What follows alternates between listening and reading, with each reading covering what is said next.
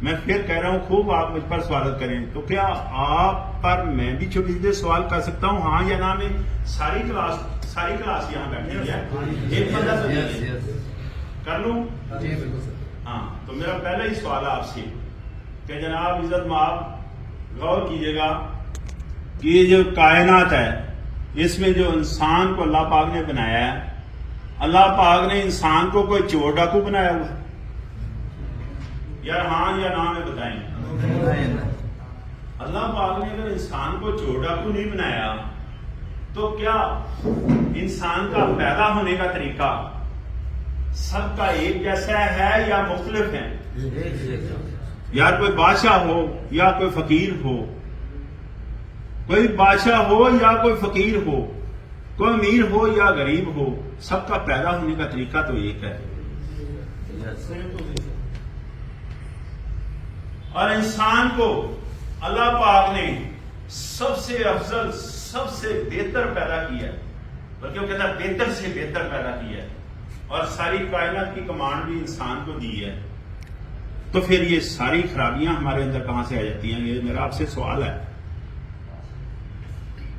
جی میں بتاتا ہوں یہ ساری خرابیاں انسان کے اندر کہاں سے آ جاتی ہیں یہ ساری خرابیاں ماحول سے آتی ہیں یہ ساری خرابیاں معاشرے سے آتی ہیں یہ ساری خرابیاں ہمارے اندر ماحول سے آتی ہیں کون سا ماحول وہ ماحول جو ہم اپنی سوچ سے پیدا کرتے ہیں وہ ماحول جو ہم اپنی سوچ سے پیدا کرتے ہیں وہ ماحول جو ہم اپنی زبان سے پیدا کرتے ہیں وہ ماحول جو ہم اپنے لب و لہجے سے پیدا کرتے ہیں وہ ماحول جو ہم اپنے رویے سے پیدا کرتے ہیں آپ پھر بڑے آسانی سے کہہ دیتے ہیں کہ باہر کا ماحول ٹھیک نہیں ہے کیا ہمارا ماحول ٹھیک ہے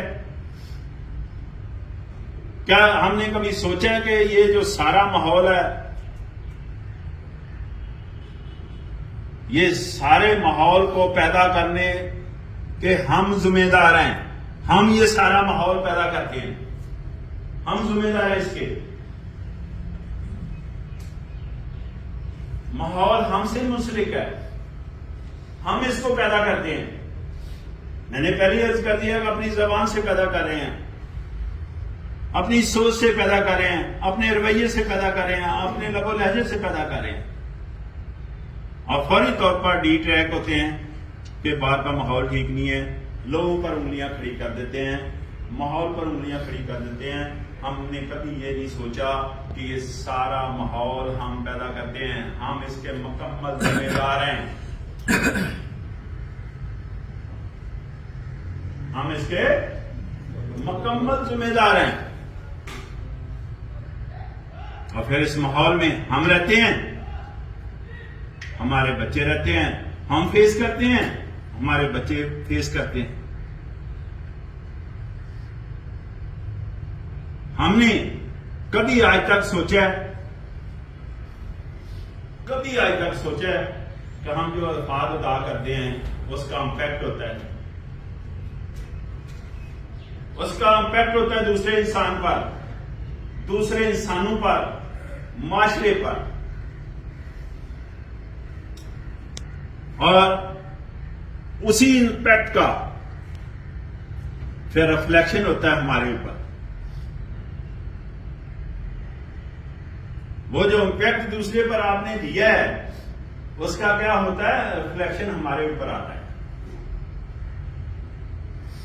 اس کا ریفلیکشن ہمارے اوپر آتا ہے تو ہمیں جب بھی گفتگو کریں سوچ سمجھ کر گفتگو کریں جب بھی کوئی بات چیت کریں اس میں الفاظ کا چناؤ انتہائی مناسب کریں پھر دیکھیں کہ کس طرح ماحول بہتر ہو سکتا ہے میرے پاس دو طرح کا سوال جو ہے نا ہمیشہ آتا ہے اور بہت زیادہ یہ سوالات آتے ہیں میرے پاس اس سینس میں کہ جناب بچے عزت نہیں کرتے بزرگ کیا کہہ رہے ہیں بچے عزت نہیں کرتے اور دوسرا سوال آتا ہے کہ بچے کہتے ہیں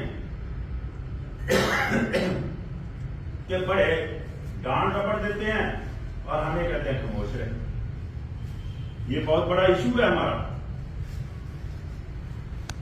یہ ہر کار میں ایشو ہے. تو بڑوں کے لیے یہ ہے کہ کبھی ہم نے سوچا ہے کہ چھوٹوں سے گفتگو کرتے وقت ہم کیا الفاظ ادا کریں. جو الفاظ ادا کیے ہیں وہ ایک ذمہ دار شاعری کو ادا کرنی چاہیے. اس کا امپیکٹ چھوٹے پر ہوگا یا نہیں ہوگا، ہمیں خیال کرنا ہے. ہم جب یہ خیال کرتے ہیں نا، چھوٹے عزت نہیں کرتے، یہ خیال ہی نہیں کرتے، یہ سچ ہے. وہ بالکل کسی کی بھی عزت نہیں کرتے، بچے کسی کی بھی عزت نہیں کرتے. کیوں؟ ہم نے کبھی محتاط رویہ اختیار ہی نہیں کیا. ہم کبھی جب بھی کبھی ان سے گفتگو کریں، اگر محتاط رویہ اختیار کریں، اگر سوچ سمجھ کر گفتگو کریں اور ایک کیئرنگ کے طور پر ہم جانا سامنے آئیں کہ کیئر کر رہے ہیں ہم ان کی، تو یقیناً اس کا رسپانس، اس کا ریفلیکشن ہمارے اوپر آئے گا. ہم نے کبھی نہیں سوچا. بچے سے گفتگو کرتے وقت کس کا بچہ ہے، کون بچہ ہے، بیس کنسرنیٹ ہے، ہم نے انتہائی محتاط رویہ کیا کرنا. ہم نے سوچ سمجھ کر اس سے گفتگو کرنی ہے. وہ بچہ جو آپ بول رہے ہیں اس کا ریفلیکشن آپ کا کنوے کرے گا، خود بھی سیکھے گا اور ماشاءاللہ ماشاءاللہ ماشاءاللہ آپ کی بھی عزت کرے گا.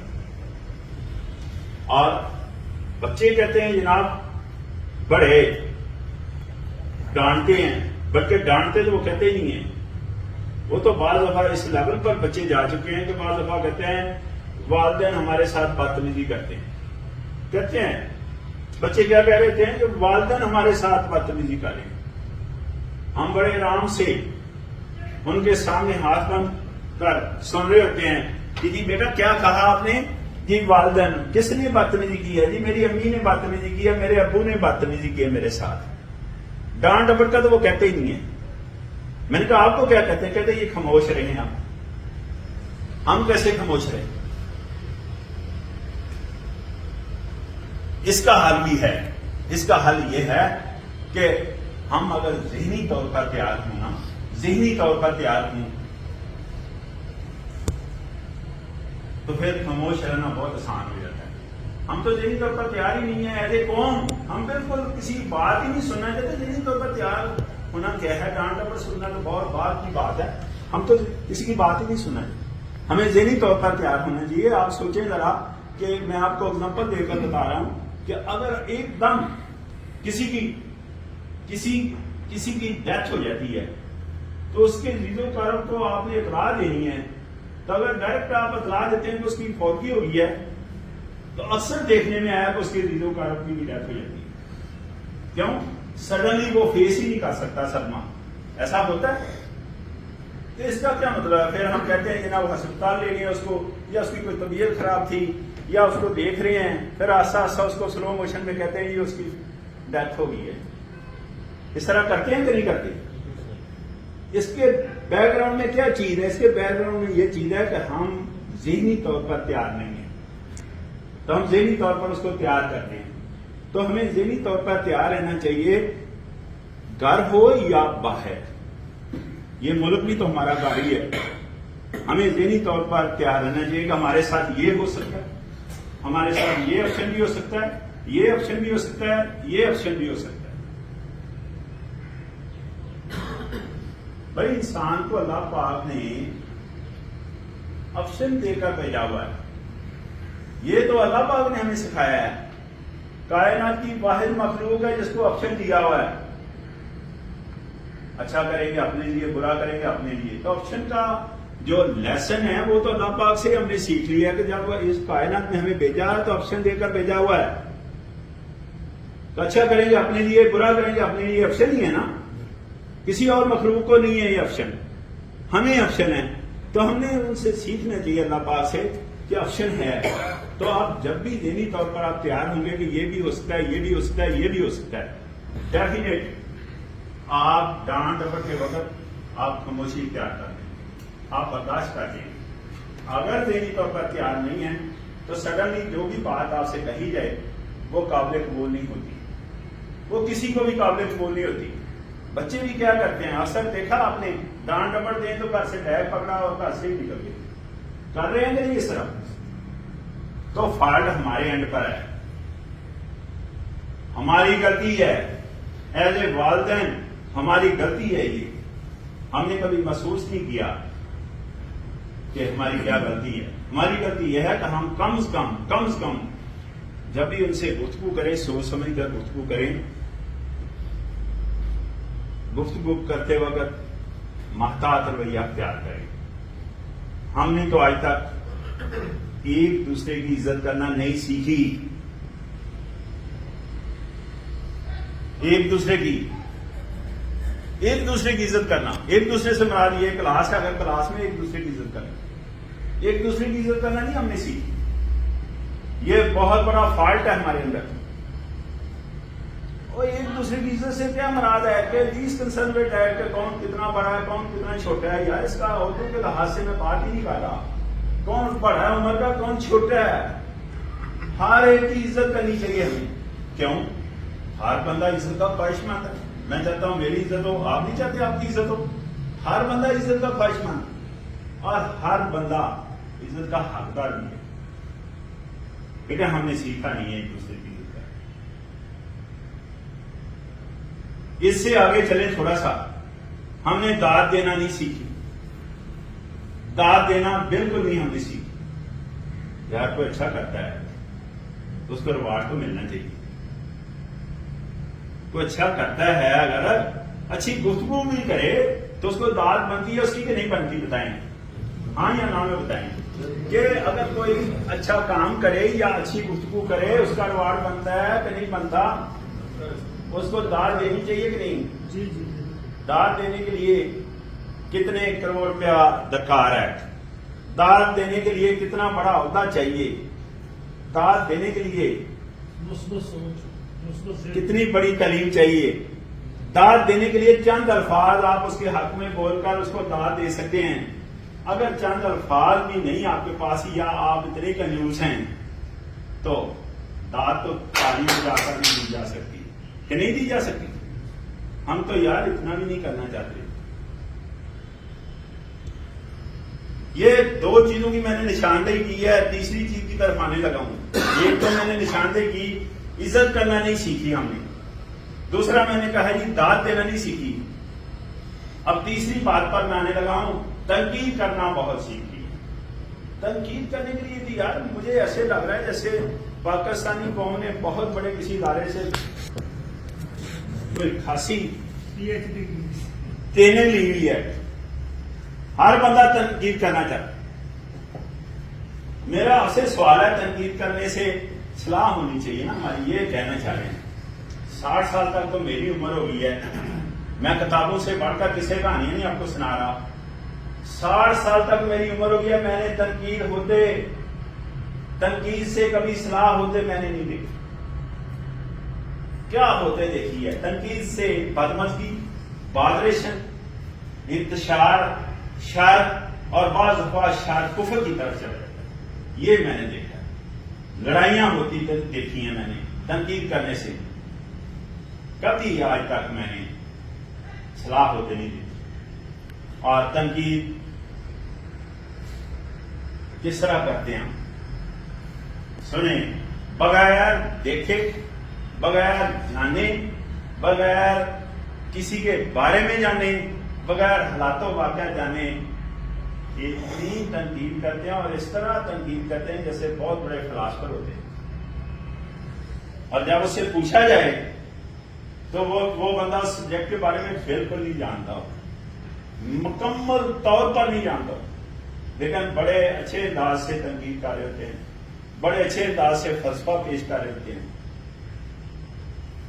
میں نے آج تک تنقید سے کچھ حاصل ہوتے ہوئے نہیں دیکھا۔ تنقید کرنے سے ہماری دو چیزیں ضائع ہو رہی ہیں، دونوں اللہ کی نعمتیں ہیں، وہ میں نے دیکھی۔ کیا دو چیزیں ضائع کر رہے ہیں؟ ایک، یہ ٹائم ضائع کرتے ہیں، لوگوں کے بارے میں باتیں کر کے ٹائم ضائع کر رہے ہیں، اور کیا کر رہے ہیں؟ ٹائم ضائع کرتے ہیں۔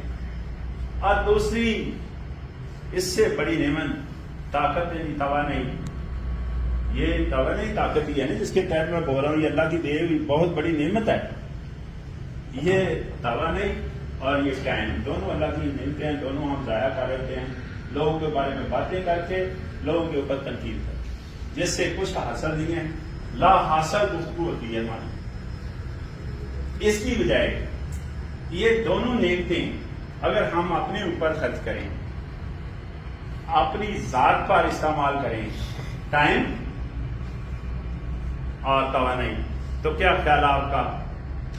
یہ ٹائم اور توانائی ہم اپنے اوپر خرچ کریں, اپنے اوپر اس کو لگائیں, تو کیا خیال ہے ہماری اصلاح نہیں ہوگی؟ تو یاد رکھیں ہماری اصلاح اگر ہونا تو پورے معاشرے کی اصلاح ہوگی. ہم نے اپنا پیج نہیں دیکھا, ہم نے اپنا صفحہ کبھی کھول کر ہی نہیں دیکھا. ہمیں فرصت ہی نہیں ہے. ہم سارا ٹائم ضائع کریں لوگوں کے بارے میں باتیں کر کے, لوگوں کا تنقید کر کے. اپنا بابا اپنا پیج کھولیں اور آج کے بعد اپنا صفحہ کھولیں اور اپنی اصلاح کریں. ہم اگر اپنی اصلاح کریں گے تو ڈیفینیٹ پورے معاشرے کی اصلاح ہوگی. معاشرہ ہم سے منسلک ہے. یہ معاشرے کے ہم مکمل طور پر قائم کرنے کے ہم ذمہ دار ہیں. ہم ہی معاشرہ قائم کرتے ہیں, ہم سے ہی معاشرہ قائم ہوتا ہے. یہ ہم نے آج کے بعد دیکھنا ہے. میرا چند ایک باتیں آپ سے میں نے شیئر کر دی ہیں. یہ دیکھنی ہے ہم نے کہ جناب اس میں بہتری کس طرح لائی جا سکتی ہے. صحت عامہ جب سبجیکٹ کھولیں, پبلک ہیلتھ اس کو کہتے ہیں. یہ صحت عامہ میں میجر دو کمپوننٹ ہیں. اس میں پہلا کمپوننٹ انسانی بیہیویئر ہے, جس پر یہ سارا میں لیکچر آپ کو دیا ہے, انسانی رویہ. اور دوسرا کمپوننٹ اس کا انوائرمنٹ ہے. اور دونوں کی انٹریکشن ہے کس کے ساتھ؟ انسانی صحت کے ساتھ. یہ دیکھیں انسانی رویے میں کوئی تبدیلی یا کوئی ایکٹ کرتے ہیں تو اس کا امپیکٹ انوائرمنٹ پر جاتا ہے, اور انوائرمنٹ میں کوئی تبدیلی آتی ہے تو اس کا امپیکٹ انسانی صحت پر جاتی ہے, اور انسانی صحت میں کوئی تبدیلی ہوتی ہے تو اس کا امپیکٹ دوبارہ انسانی رویے میں ہوتا ہے.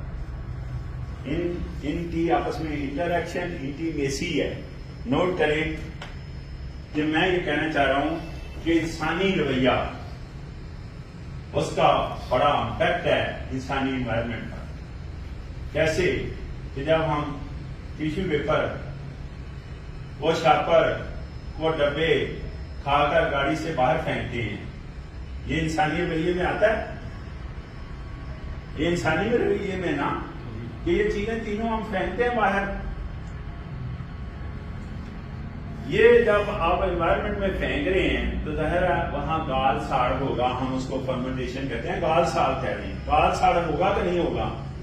وہ جو گال ساڑ ہے اس میں جراثیم پیدا ہوں گے تو آپ نے اس کا مطلب ماحول کو خراب کر دیا. ماحول پر اس کا انسانی رویے کا امپیکٹ ہوا نا, تو ماحول کو خراب کر دیا. وہ جو خرابی ماحول ہے اس کا امپیکٹ کس پر جائے گا؟